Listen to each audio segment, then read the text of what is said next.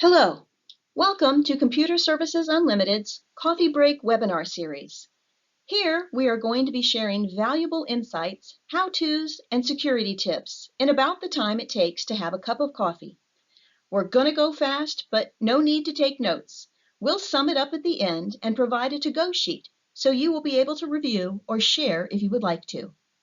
I'm Michelle Sherman, and today I'm going to talk about how to recognize and avoid phishing attacks. But first, let's start with the definition of what phishing is.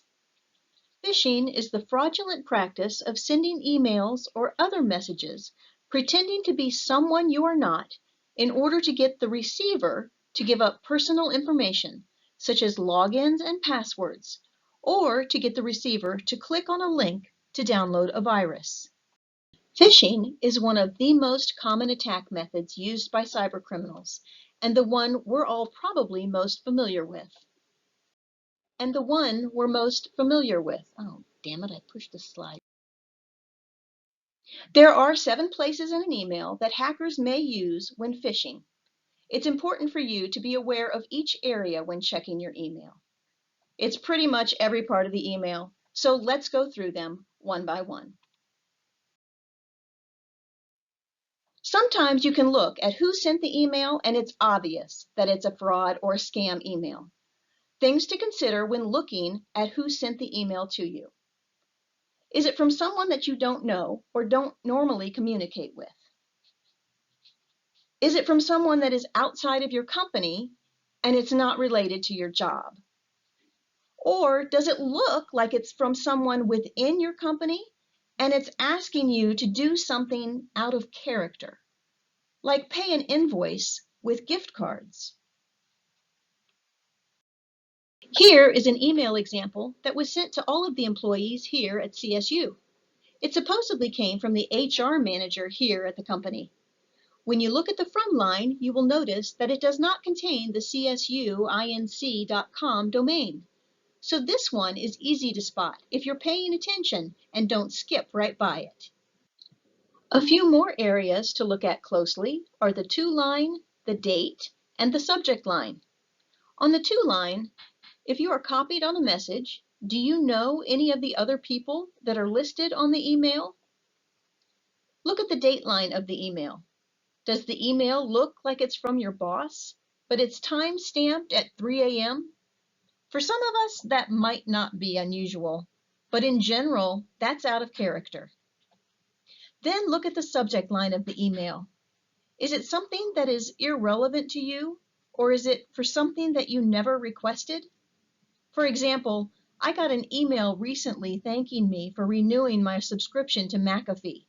Well, I never ordered McAfee, ever. I will say that those kinds of emails do always make me stop and question myself as to whether or not I did really order the product. But I really think hard, and I never open the attachment or click on the link, which takes us to our next slide. The last 3 areas that I'm going to talk about are usually the ones where people get caught. I would say these 3 areas are the most important. When you see a link in an email, what you need to do is hover your mouse over the link that is displayed. That will then show you where that link is going to redirect you to or take you to if you click on it. If where it is going to take you to looks suspicious or is obviously to a completely different website, that is a big red flag. Also, when you receive emails that don't have any content but only have a link, those are always phishing emails. And lastly, look carefully at the link and watch for misspellings. On this slide, you will notice that if you are reading quickly, it looks like you're going to be taken to Bank of America, but America is misspelled. My advice in opening attachments, don't, unless you know the sender and are expecting the attachment. Let's look at the link in the email that was sent to the CSU staff. If you were to hover over the link on this slide, then this box would pop up that shows you where the link is redirecting you to.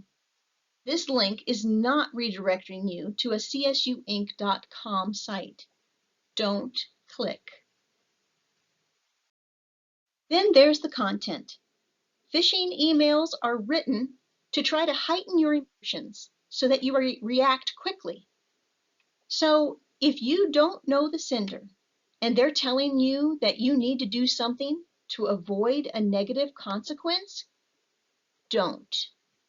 Even if you think you know the sender, take a step back and just give it a second thought before you click on the link or open the attachment. Sometimes phishing emails are full of poor grammar and misspelled words. This is a dead giveaway that it's a phishing email. The poor grammar and misspelled words happen because of the translation software that's being used. Here is the email that we've been using throughout this webinar. It is riddled with telltale signs that it's a phishing email. The from line is not from csuinc.com. It was sent to a general email box at our company, sales@csuinc.com. The subject line entices our curiosity, approval of additional salary and vacation bonus. And the email is filled with poor grammar. Now that we've looked at all of the different sections of the email, let's look at how the hackers attempt to lure you in. Now I'm going to show you 10 common traits of phishing emails. If an email asks for personal information, like your phone number or your address, it's most likely a phishing email. Phishing emails often use threatening tone to try to get you to act fast before you actually think through your actions. Like your account is overdue. That's used by hackers quite often. Links. Always hover over links. If where the link is taking you looks nonsensical, don't click. Generic greeting. If the email is not personal and it starts with "Dear Sir" or "Madam," beware. Urgency. Hackers try to play on your emotions, like saying your account needs to be updated immediately. If you receive an email asking you to send money, it should immediately raise your suspicions.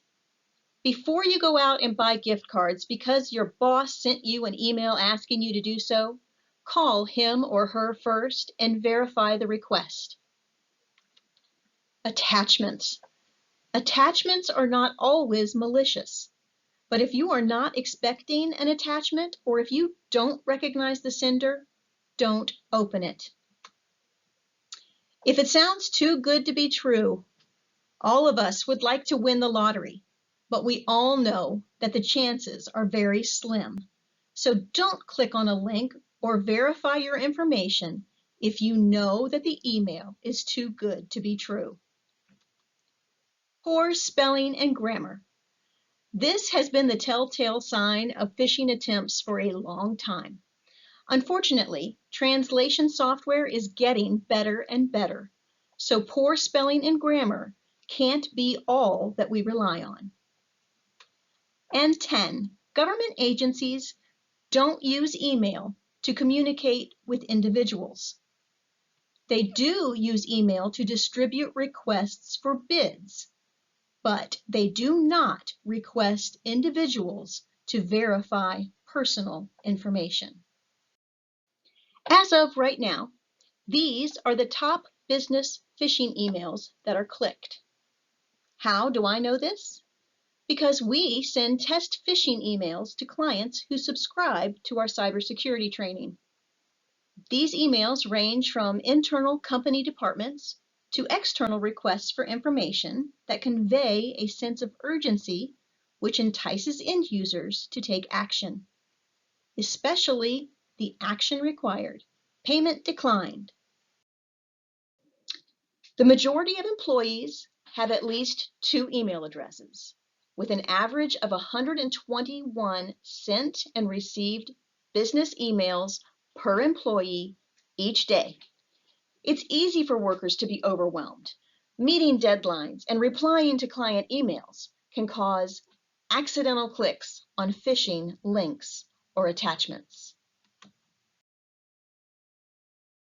Knowing what to look for is half the battle. The other half is slowing down when receiving your emails. You just need to stop and look and think. Wow, this was quite a bit of information. I know your days are hectic. You don't have time to teach your employees or counterparts how to spot a phish, but it is important. If you'd like help with staff training or just checking to make sure you have the right protections in place to minimize the amount of phishing emails your staff has to deal with, give us a call and we'll be happy to assist you. In the meantime, we've put together a coffee break to go sheet that you can download immediately for your use or to pass along. You can find it at csuinc.com/coffee. That's all I have for today. Thank you for spending your coffee break with me. I hope you join me again on another webinar with another cup of coffee. Bye for now.